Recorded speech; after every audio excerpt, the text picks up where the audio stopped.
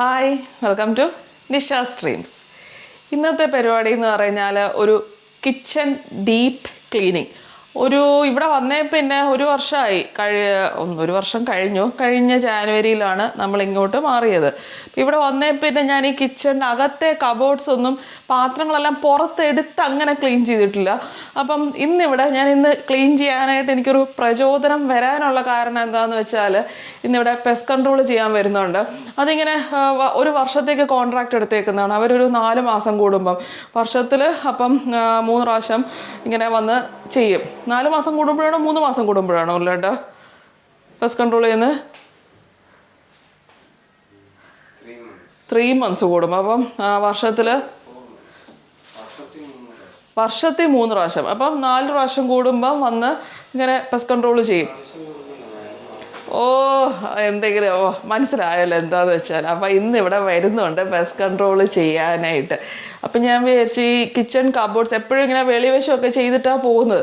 Kitchen ചെയ്യുമ്പോൾ എപ്പോഴും ഭയങ്കര മെനക്കേടാണ്. പെസ്റ്റ് കൺട്രോൾ ഇനിയിപ്പം ചെയ്യുന്നത് എന്തിനാണെന്ന് ചെയ്യുന്നവരുണ്ടാവും അല്ലേ, ഫ്ലാറ്റിൽ വീടുകളിലും ചെയ്യുന്നുണ്ട്. ഇവിടെ ഇപ്പം അച്ഛനും അമ്മയൊക്കെ അവിടെ ചെയ്യിക്കാറുണ്ട്, ചേച്ചിയും ഒക്കെ ചെയ്യിക്കാറുണ്ട്, വീടുകളിലും ചെയ്യിക്കാറുണ്ട്.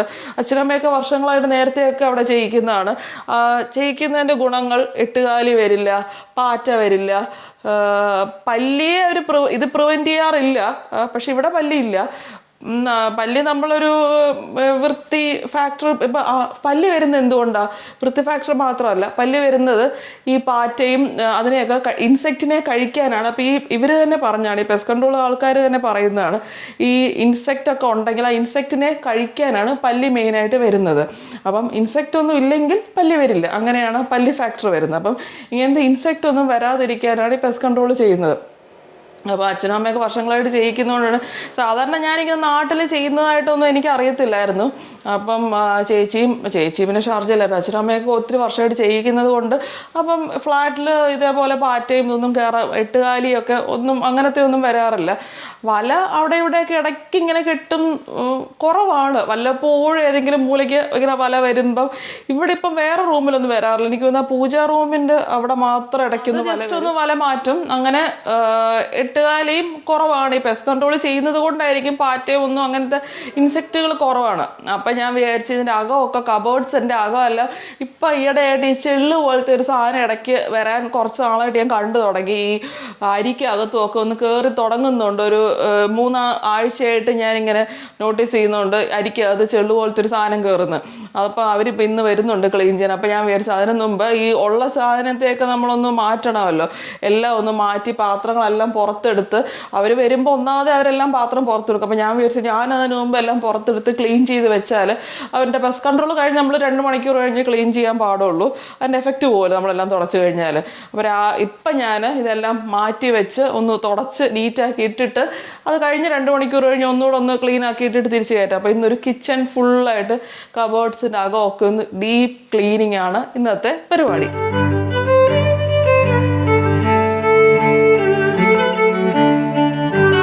ഈ സൈഡിൽ നിന്ന് സ്റ്റാർട്ട് ചെയ്യാം.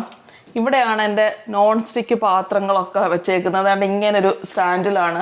ഇതൊക്കെ ഇങ്ങോട്ട് മാറിയപ്പോൾ വെച്ചതാണ് കേട്ടോ, പിന്നെ തൊട്ടിട്ടില്ല. ആദ്യം എല്ലാം പുറത്തോട്ട് എടുക്കാം. ഞാൻ വിചാരിച്ചു ആദ്യം എല്ലാം ഇങ്ങോട്ട് വെച്ചിട്ട് എല്ലാം അങ്ങോട്ട് ഇവിടുന്ന് മാറ്റേണ്ടി വരും. കിച്ചൺ സ്ലാബ് വെച്ചവർക്ക് ഇവിടെ ഒന്നും ചെയ്യാൻ പറ്റില്ല. ഇങ്ങോട്ട് വെച്ചിട്ട് ഇതെല്ലാം അങ്ങോട്ട് ഞാൻ ഡൈനിങ് ടേബിളിൻ്റെ അവിടെ പേപ്പർ വെച്ചിട്ട് അങ്ങോട്ട് കൊണ്ട് വെക്കാമെന്ന് വിചാരിച്ചു. ഇവിടെ എനിക്ക് നമ്മുടെ ഒരു സബ്സ്ക്രൈബറുള്ള ഒരാളാണ് അഡ്വൈസ് ചെയ്തത് കേട്ടോ. ഞാൻ ആദ്യം ഇങ്ങനൊരു മാറ്റ് ഇട്ടിട്ടില്ലായിരുന്നു. ഈ കിച്ചണിലിടുന്ന കിച്ചൺ മാറ്റ് പോലത്തെ സാധനം ഞാനിത് ഓർഡർ ചെയ്ത് മേടിച്ച്. ഇതിപ്പോൾ വേറൊരു സെറ്റ് ഇരിപ്പുണ്ട്, അത് വിരിച്ചിട്ട് വേണം വെക്കാനായിട്ട്. ഇതിപ്പോൾ പഴകി. ഇവിടെ നമ്മുടെ കിച്ചൺ കബോർഡിൽ ഇവിടെ പാട് വരാതിരിക്കാൻ ഇങ്ങനൊരു സാധനം വിരിക്കുന്നത് നല്ലതായിരിക്കും എന്ന് എനിക്ക് പേര് ഓർമ്മയില്ല. ഒരു വർഷത്തിന് നമ്മൾ ആ താമസിച്ച് സാധനമൊക്കെ വെച്ച സമയത്ത് നമ്മുടെ സബ്സ്ക്രൈബേഴ്സ് തന്നെ പറഞ്ഞു തന്നിട്ട് ഞാൻ മേടിച്ചത് കേട്ടോ. ഇങ്ങനൊരു മാറ്റായത് ഇത് കണ്ടോ, വൃത്തികേടായി കണ്ടോ. ഇതാകുമ്പം കിച്ചൺ ഇതിനകത്ത് തട്ടിനകത്ത് അഴുക്കാവത്തില്ല. ഇത് ഫുള്ള് നല്ല അഴുക്കായിട്ടുണ്ട്. അഡ്വൈസ് ചെയ്ത ആരാണെങ്കിലും അവർക്കൊരു ബിഗ് താങ്ക് യു കേട്ടോ. അപ്പം എന്താണ് ആ സ്ലാബ് അധികം വൃത്തികേടാവാതെ ഇരിപ്പുണ്ട്, അതൊന്ന് തുടച്ചെടുത്താൽ മതി. ഈ കബോർഡ് ഫുൾ കാലിയാക്കി. ഇനി ഇത് ക്ലീൻ ചെയ്യാനായിട്ട് നമ്മുടെ ക്ലീനിങ് സൊല്യൂഷൻ തീർന്നിരിക്കുക. അതൊന്ന് റെഡിയാക്കി എടുക്കണം. ഈ സ്പ്രേ ബോട്ടിലിനകത്തോട്ട് ഒരു 3/4 വെള്ളം ഒഴിക്കണം.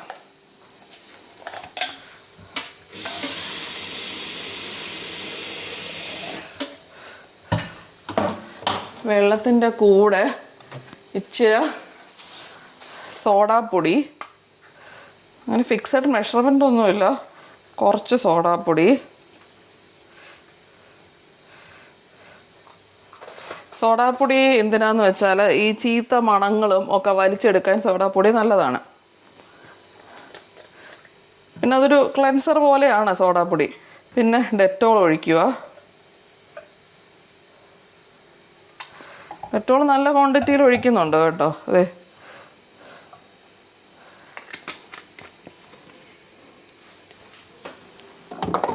പിന്നെ വിനീഗറും സോഡാപ്പൊടിയും കൂടെ ആകുമ്പോഴാണ് ആ കെമിക്കൽ റിയാക്ഷൻ വരുന്നത്, പതഞ്ഞ് വരും.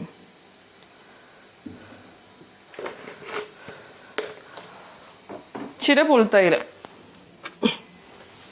ഒരു മണത്തിന് വേണ്ടി മാത്രം. ഇതാണ് സൊല്യൂഷൻ. നല്ലൊരു ക്ലീനിങ് സൊല്യൂഷൻ വീട്ടിൽ തന്നെ റെഡിയാക്കി എടുക്കാം. നന്നായിട്ട് കുലുക്കുമ്പോൾ അതിങ്ങനെ ചീറ്റി പുറത്തോട്ട് വരും. കാരണം വിനീഗറും സോഡാപ്പൊടിയും കൂടെ ഒരു കെമിക്കൽ റിയാക്ഷൻ അല്ലേ, കുറച്ചുമൊക്കെ വെളിയിലൂടെ ഇങ്ങനെ വരും കേട്ടോ. ഞാനൊരു കാര്യം ചെയ്യാതാ, ക്ലീൻ ചെയ്യുന്ന തുണിയിലോട്ട് തന്നെ അങ്ങ് എടുക്കുക, അല്ലെങ്കിൽ അങ്ങ് വെളിയിൽ പോകും കുറേ. എനിക്ക് മുട്ടുകുത്തി ഇരിക്കാൻ പറ്റാത്തതുകൊണ്ട് ഞാനിവിടെ ലാഡർ വെച്ചിട്ട് ഇങ്ങനെ ഇരുന്നിട്ടാണ് ചെയ്യുന്നത് കേട്ടോ.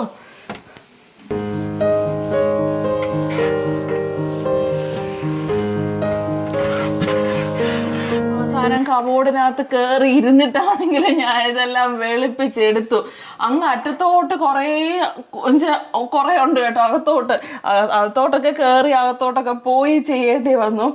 ഒരുവിധം ക്ലീൻ ആക്കുകയും ചെയ്യും. ഇവിടെയൊക്കെ കുറച്ച് പാട് വീണിരുന്നു. ഈ കുറേ ഇരുമ്പ് ചട്ടികളൊക്കെ വെച്ചതിൻ്റെ ആവും. ഇവിടെയൊക്കെ കുറച്ച് ദോശക്കല്ലിൻ്റെ ഒക്കെ ആവും, കുറച്ച് പാടായിട്ടുണ്ടായിരുന്നു.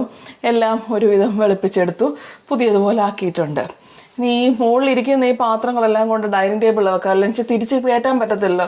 അവർ പെസ്റ്റ് കൺട്രോൾ ചെയ്യാൻ വരുമ്പോഴത്തേക്കും പാത്രം ഇതിനകത്തിരുന്നാൽ ശരിയാവത്തില്ല. അപ്പോൾ ഞാൻ വിചാരിച്ചു അവിടെ ഞാൻ പേപ്പർ വെച്ചിട്ടുണ്ട്, ഇതെല്ലാം അങ്ങോട്ടൊന്ന് ഷിഫ്റ്റ് ചെയ്യാം, പാത്രങ്ങളെല്ലാം പിന്നെ വെക്കാം. അവരിത് ചെയ്ത് കഴിഞ്ഞ് വൈകുന്നേരം എല്ലാം റീഅറേഞ്ച് ചെയ്യാം. അരി, ഉഴുന്ന്, അങ്ങനത്തെ പ്രൊവിഷൻസ് ഒക്കെ വെക്കുന്ന സ്ഥലമാണ്. മുകളിൽ കുക്കർ, പ്രഷർ കുക്കർ, സ്ട്രെയിനർ. മുകളിൽ ഫുള്ള് കുക്കറാണ്. കുക്കറും ഇങ്ങനത്തെ അരി സ്ട്രെയിനർ, വലിയ നമ്മൾ ചോറ് വാർക്കുന്ന പാത്രങ്ങളൊക്കെയാണ് മുകളിൽ വെക്കുന്നത്. അകത്തോട്ട് കുറേ സ്ഥലമുണ്ടെന്ന്. അപ്പോൾ ഇങ്ങനത്തെ ഒരു ബാസ്ക്കറ്റിനകത്ത് പാക്കറ്റ്സ് പുതിയതെല്ലാം ഈ ബാസ്ക്കറ്റിനകത്ത് ഇട്ടാണ് വെച്ചേക്കുന്നത്. പൊട്ടിക്കുമ്പോഴാണ് ഇതിനകത്ത് ഇട്ട് വെക്കുന്നത്. അരിയും ഗോതമ്പ് പൊടി അങ്ങനത്തെ എല്ലാം. ബാക്കി ഈ പയറ്, കടലയൊക്കെ ഇവിടെയാണ്, ഈ സൈഡിലായിരിക്കുന്നത്. ഇതിനകത്ത് വലിയ വലിയ സംഭവങ്ങളാണ്, ഗോതമ്പ് പൊടി, പുട്ടുപൊടി അങ്ങനത്തെയൊക്കെ. ഈ ബാസ്ക്കറ്റിന് അത്യാവശ്യം നല്ല വെയിറ്റ് ഉണ്ട്. അമ്മച്ചി പെസ്റ്റ് കൺട്രോൾ ചെയ്യുന്നവർ വന്നു. അപ്പോൾ കബോർഡ്സ് ഒന്നും ഇനിയും ക്ലീൻ ചെയ്യേണ്ട, സാധനങ്ങളെല്ലാം വെളിയിലോട്ടെടുത്ത് വെച്ചാൽ മതി എന്ന് പറഞ്ഞു. കിച്ചണിലെ സാധനങ്ങൾ, പാത്രങ്ങൾ ഫുള്ള് ഇവിടെ ഡൈനിങ് ടേബിളിൽ നിരത്തി ഇവിടെ വെച്ചു. പെസ്റ്റ് കൺട്രോൾ ചെയ്യുന്ന ആൾ വന്ന് ഫുൾ കബേർഡ്സ് എല്ലാം പെസ്റ്റിസൈഡ് അടിച്ചു. ഇനി 3 hours കഴിഞ്ഞിട്ടേ ക്ലീൻ ചെയ്യാവുള്ളൂ എന്ന് പറഞ്ഞു. അപ്പം ഇനിയും 3 hours നേരം ഒന്നും ടച്ച് ചെയ്യാതെ ഇങ്ങനെ വെച്ചേക്കാം. അത് കഴിഞ്ഞിട്ട് നമുക്ക് ഫുൾ ക്ലീൻ ചെയ്ത് വൃത്തിയാക്കി ഇതെല്ലാം അടുക്കി നീറ്റാക്കി വെക്കണം. ഒരു 4 മണിക്കൂറിന് ശേഷം ഞാൻ വീണ്ടും ഗോതയിൽ ഇറങ്ങി. ഞങ്ങൾ ഇടയ്ക്കൊന്ന് പുറത്ത് പോയിട്ട് വന്നു. കാരണം ഇതൊരു 3 മണിക്കൂറത്തേക്ക് തുടരുതെന്ന് പറഞ്ഞിരിക്കുമായിരുന്നു. അപ്പം ഒരു വീട്ടിൽ പോകണമായിരുന്നു. അവിടെ പോയിട്ട് തിരിച്ചെത്തി, കുളിയൊക്കെ കഴിഞ്ഞു. ഇതാദ്യം ഡ്രൈ തുണി വെച്ച് തുടച്ചിട്ട് പിന്നെ നനഞ്ഞ തുണി വെച്ച് തുടയ്ക്കാവുള്ളൂ എന്നാണ് പെസ്റ്റ് കൺട്രോൾ ചെയ്യാൻ വന്ന ആൾ പറഞ്ഞത്. അപ്പം ഞാനിത് ജനലെ തൂക്കിയിട്ടിരിക്കുമായിരുന്നു നേരത്തെ തുണി ഉണങ്ങാനായിട്ട്. അപ്പോൾ ഇത് ഡ്രൈ ആയിട്ടുണ്ട്. അപ്പോൾ ആദ്യം ഇത് വെച്ചിട്ട് ഈ ചെയ്ത കബേർഡ്സ് എല്ലാം ഒന്ന് തുടച്ചെടുത്തിട്ട് പിന്നെ നമ്മുടെ സൊല്യൂഷൻ വെച്ചിട്ട് ക്ലീൻ ചെയ്യാം. ഇതിനകത്തായിരുന്നു കുറേ ഈ ചെള്ളു പോലത്തെ സംഭവം ഉണ്ടായിരുന്നു. അപ്പം പുള്ളി പറഞ്ഞത് അത് നമ്മൾ ഈ പയറ് ചില ഈ കടയിൽ നിന്നൊക്കെ മേടിക്കുന്ന പാക്കറ്റിലേ ഉണ്ടാവുമല്ലോ, അതിൽ നിന്ന് വരുന്നതാണെന്നാണ് പറഞ്ഞത്. അപ്പോൾ അത് അപ്പം തന്നെ കളയണമെന്ന്. ഞാനത് കുറേയൊക്കെ നമ്മൾ കളയത്തില്ലല്ലോ, കളയാൻ മടിച്ചിട്ട് നമ്മൾ കഴുകിയൊക്കെ എടുത്ത് കഴിയുമ്പോൾ അതങ്ങ് പോവും. പുള്ളി പറയുന്നത് അതിൽ നിന്നാണ് ഫുൾ ഇങ്ങനെ പെരുകി വരുന്നതെന്നാണ് പറയുന്നത്. അത് നമ്മൾ എത്ര തുടച്ചാലും അത് പോകത്തില്ല. ഒരു പാക്കറ്റിൽ ഏതെങ്കിലും ഒരു ചെറിയ പാക്കറ്റിൽ ഒരു ഇച്ചിരി 1 or 2 ഇതേപോലത്തെ ചെള്ള് സംഭവം ഉണ്ടെങ്കിൽ അത് ഇരുന്നങ്ങ് പെരുകും.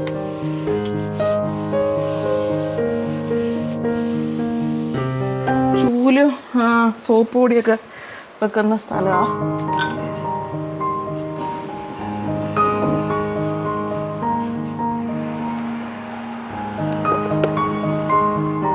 ഫ്രിഡ്ജിൻ്റെ മോൾ വശവും ഈ കബേർഡ്സിൻ്റെ ഒക്കെ മോൾ വശം ഇങ്ങനെ ചെറുതായിട്ട് പുറത്തോട്ട് ഇങ്ങനെ ചട്ട് ചെയ്ത് നിൽപ്പുണ്ട്. അപ്പം ഇതിൻ്റെ മുകളിലെല്ലാം നല്ല പൊടി ഉണ്ടായിരുന്നു. ഇതെല്ലാം ക്ലീൻ ചെയ്തു. ഇനി ഇവിടെ കുറച്ച് ഓപ്പൺ ഷെൽഫുണ്ട്, ഇതും കൂടെ ഒന്ന് നന്നായിട്ട് ക്ലീൻ ചെയ്യാമെന്ന് വെച്ച് ഗ്ലാസ് എല്ലാം മാറ്റി. മുകളിലെല്ലാം നല്ല പൊടിയായിരുന്നു ഫ്രിഡ്ജിൻ്റെ മുകളിൽ. അത് ഞാൻ ഇടയ്ക്ക് ഒരു പ്രാവശ്യം ക്ലീൻ ചെയ്തതാണ്, കഴിഞ്ഞ ഓണത്തിന് മുന്നെയോ അതോ കഴിഞ്ഞ വിഷുവിന് മുന്നെയോ. വിഷുവിന് മുന്നേ അല്ല, വിഷു വന്ന ഉടനെ ആയിരുന്നില്ല, ഓണത്തിന് മുന്നേ ആണെന്ന് തോന്നുന്നു. ഇടയ്ക്കൊന്ന് ക്ലീൻ ചെയ്തതായിരുന്നു ഫ്രിഡ്ജിൻ്റെ മുകളിൽ. അതുകൊണ്ട് ഭയങ്കരമായിട്ടില്ലായിരുന്നു, എന്നാലും ഒരുവിധം നല്ല ഇവിടെ ഇങ്ങനെ നല്ല പൊടി വരുന്നുണ്ട്. ഞാൻ ഈ കിച്ചണിൻ്റെ വിൻഡോ ഫുൾ ടൈം ഓപ്പൺ ചെയ്തിടാറുണ്ട്, അതുകൊണ്ടായിരിക്കും നല്ല പൊടി കയറുന്നത്. അതെല്ലാം ഒരുവിധം ക്ലീൻ ആക്കി. ഇനി എല്ലാ കബേർഡ്സിൻ്റെയും പുറം ഇവിടെ ഇരുന്ന് ഒന്ന് ക്ലീൻ ചെയ്യാൻ പോവുക. അത് ഈ സൊല്യൂഷൻ വെച്ച് ചെയ്യുന്നില്ല കേട്ടോ, കാരണം കളറ് കുറച്ച് ഫെയ്ഡാവും. ഈ സോഡാപ്പൊടി എടുത്ത് നമ്മൾ ഈ കളറുള്ള വെളിവശം ചെയ്താൽ ഫെയ്ഡാവും. അതുകൊണ്ട് വെറുതെ ജസ്റ്റ് വെള്ളം വെച്ചിട്ട്, അല്ലെങ്കിൽ ഗ്ലാസ് ക്ലീനർ ഉണ്ടെങ്കിൽ അത് വെച്ച് ചെയ്താലും മതി. ഗ്ലാസ് ക്ലീനർ എടുക്കാൻ പോകാൻ ഇനി ശേഷിയില്ല, അതുകൊണ്ട് ഞാൻ നല്ലപോലെ വെള്ളം ഡ്രൈ ആക്കി, തുണി നല്ല ഡ്രൈ ആക്കി, ഒത്തിരി വെള്ളം ഇടണ്ട. ശരിക്കും ഗ്ലാസ് ക്ലീനർ വെച്ചാൽ ചെയ്യേണ്ടത്.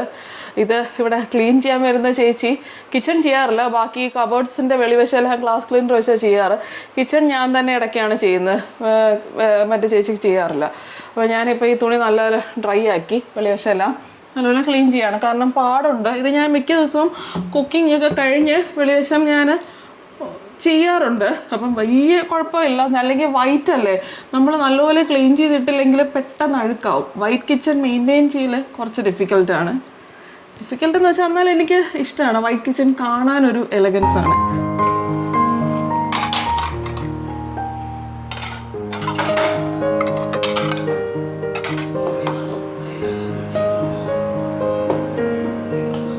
മുകളിൽ ഫുള്ള് ഈ നോൺ സ്റ്റിക്കൊക്കെ പാനുകൾ, ഇങ്ങനത്തെ പാനെല്ലാം ഈ സ്റ്റാൻഡിലാണ്. അതിങ്ങനെ ഒരു സ്റ്റാൻഡിലായിരിക്കുന്നത്.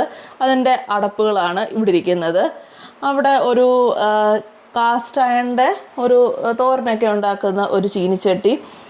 അകത്ത് കുറച്ച് എംപ്റ്റി സ്പേസാണ്. ഇപ്പുറത്ത് ഒരു പൂരി പ്രഷർ ഇങ്ങേറ്റത്തോട്ട് ഇരിപ്പുണ്ട്, അത് വല്ലപ്പോഴല്ലേ എടുക്കാറുള്ളൂ. ഇരിക്കുന്നത് മൺചട്ടികൾ, പിന്നെ അപ്പച്ചട്ടി ഇരിപ്പുണ്ട്, പിന്നെ അപ്പുറത്ത് കുറച്ച് വലിയ നോൺ സ്റ്റിക്ക് പാത്രങ്ങൾ, ഇതൊക്കെയാണ് താഴെ ഇരിക്കുന്നത്. അകത്തോട്ട് ഒരു വലിയൊരു സ്റ്റീൽ ഒരു ഉരുളി പോലത്തെ കുറച്ച് അകത്തോട്ടിരിപ്പുണ്ട്. അപ്പുറത്തെ സൈഡിൽ താഴെ ഫുൾ പ്രൊവിഷൻസ് ആണ്. ഞാൻ ആദ്യം പറഞ്ഞല്ലോ, പ്രൊവിഷൻസ് എല്ലാം താഴെ.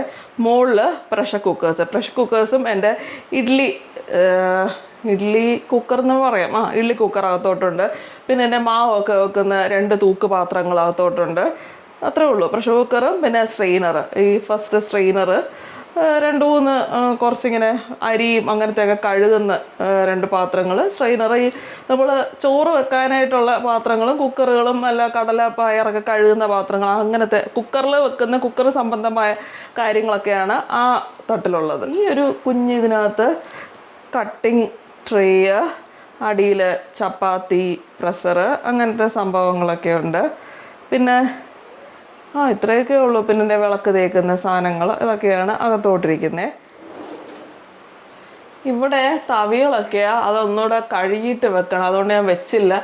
വലിയ കുക്ക് ചെയ്യാൻ ഉപയോഗിക്കുന്ന തവികളാണ് ഇവിടെ എല്ലാം. ഇവിടെ ഈ തടിത്തവികൾ അതൊക്കെ ഇവിടെ വെക്കണം. അതെല്ലാം ഞാൻ വാഷ് ബേസിൽ ഇട്ടേക്കുക, കഴുകി ഉണക്കിയിട്ടേ ഇവിടെ വെക്കാൻ പറ്റുള്ളൂ. കുക്കിംഗ് ഉപയോഗിക്കുന്ന തവികളാണ് അവിടെ. ഇതെല്ലാം വെച്ചു, ഇതെല്ലാം ഞാൻ മാറ്റി വെച്ചിട്ടുണ്ട്. തവികൾ ഞാൻ എന്താണ്, തവികൾ അവിടെ തന്നെ ഇരിക്കുമായിരുന്നു, അത് മാറ്റി വെക്കാൻ മറന്നുപോയി, അതുകൊണ്ട് അത് കഴുകിയിട്ട് വെക്കണം. ഈ സാധനങ്ങളെല്ലാം മാറ്റി വെച്ചിരിക്കുമായിരുന്നു. ഇത് ഇടിയപ്പം പിഴിയുന്ന സേവനാഴി, പുട്ടുകുറ്റി, ചിരട്ടപ്പുട്ടിൻ്റെ മറ്റേ അല്ലാതെ നോർമൽ പുട്ടുകുറ്റി, വിസ്ക്, അങ്ങനത്തെ സംഭവങ്ങളൊക്കെ. അടിയിൽ പ്ലേറ്റ്സ്, ഇതെല്ലാം മാറ്റി വെച്ചേക്കുമായിരുന്നു, അതുകൊണ്ട് പിന്നെ കഴുകേണ്ട കാര്യമില്ല. പുറത്തെ സൈഡിൽ കാപ്പിപ്പൊടി, ചായപ്പൊടി, ഉപ്പ്, പഞ്ചസാര, അടിയിൽ എണ്ണ, ഇതൊക്കെയാണ്. ഈ ക്ലീനിങ് കഴിഞ്ഞ് റീഅറേഞ്ച് ചെയ്തതാണ് ഇപ്പം കാണിച്ചത്. ബാക്കി പിന്നെ പാത്രങ്ങളും പ്രൊവിഷൻസും ഒക്കെ ബാക്കി കബോർഡ്സിലെല്ലാം ഇരിപ്പുണ്ട്. അതെല്ലാം ഞാൻ കാണിക്കാൻ തുടങ്ങിയ മണിക്കൂറോളം ഈ വീഡിയോ നീണ്ടുപോകും. അത് ഞാൻ കിച്ചൺ ടൂറിലൊക്കെ കാണിച്ചിട്ടുള്ളതാണ്. ഇപ്പം ഇങ്ങനെ പുറത്തെടുത്ത് ഫുള്ളായിട്ട് ക്ലീൻ ചെയ്ത് ഡീപ്പ് ക്ലീൻ ചെയ്ത് ബാക്കിയെല്ലാം കണ്ടല്ലോ. അപ്പോൾ ഇത്രയൊക്കെയാണ് എൻ്റെ ഡീപ്പ് ക്ലീനിങ് കഴിഞ്ഞ് ഇങ്ങനെ ഒന്നുകൂടെ കുളിക്കേണ്ടി വരും. അത്രയ്ക്ക് ടയേർഡായി. രാവിലെ തൊട്ട് തുടങ്ങിയ പരിപാടിയാണ്. 2 കുളി കഴിഞ്ഞു. അപ്പം ശരി, പലപ്പോഴുമൊക്കെ നമ്മളിന്ന് ഡീപ്പ് ക്ലീൻ ചെയ്ത് എടുക്കണ്ടേ, പ്രത്യേകിച്ച് കിച്ചൺ കബോർഡ്സും. പക്ഷേ ക്ലീൻ ചെയ്ത് കഴിഞ്ഞ ഭാഗമൊക്കെ നല്ല നീറ്റായി നല്ല വൃത്തിയായിട്ടിരിപ്പുണ്ട്. നമുക്ക് അടുത്ത പ്രാവശ്യം പുതിയൊരു വീഡിയോ ആയിട്ട് കാണാം. നമ്മുടെ ചാനൽ സബ്സ്ക്രൈബ് ചെയ്യാതെ ആദ്യമായിട്ട് കാണുന്നവരൊക്കെ ഉണ്ടെങ്കിൽ പ്ലീസ് ഒന്ന് സബ്സ്ക്രൈബ് ചെയ്തിട്ട് കാണണേ.